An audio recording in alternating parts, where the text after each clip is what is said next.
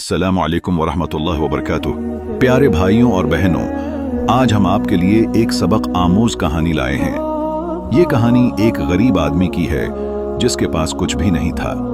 इसकी जिंदगी में एक दिन एक मौका आया जब उसके पास सिर्फ एक रोटी थी। उसी वक्त एक भूखा यतीम बच्चा उसके पास आया और खाना मांगने लगा। गरीब आदमी की दिल में अल्लाह का खौफ था और उसने अपनी शदीद भूख के बावजूद इस यतीम बच्चे को अपनी रोटी देने का फैसला किया।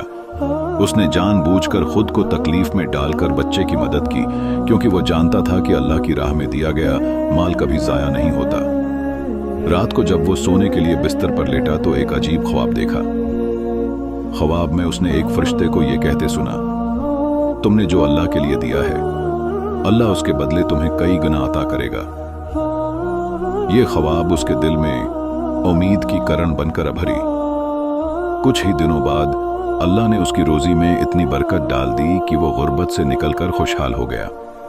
जब उसने अपने हालात की बेहतरी को देखा तो उसके दिल में अल्लाह का शुक्र बजा लाने की खुशी महसूस हुई। वो समझ गया कि सदका देना सिर्फ माल का नुकसान नहीं, बल्कि अल्लाह की रजा हासिल करने का बेहतरीन जरिया तैयार है। प्यारे भाइयों और बहनों, ये कहानी हमें ये सबक देती है कि यतीम व मस्कीन की मदद करना अल्लाह ताले को बहुत पसंद है। जब हम दूसरों की मदद करते हैं तो दरअसल हम अपनी खुशियों को बढ़ाते हैं, क्योंकि अल्लाह पाक का वादा है कि बरकत हमेशा उन लोगों के साथ है जो दूसरों का ख्याल रखते हैं। हमें चाहिए कि हम भी इस गरीब आदमी की तरह दूसरों की मदद करें, ताकि हमारी जिंदगी में भी खुशहाली आए। उसे सदका और खैरात का नाम दिया जाता है, और ये हमारे माल को कम नहीं करता बल्कि उसे बढ़ाता है।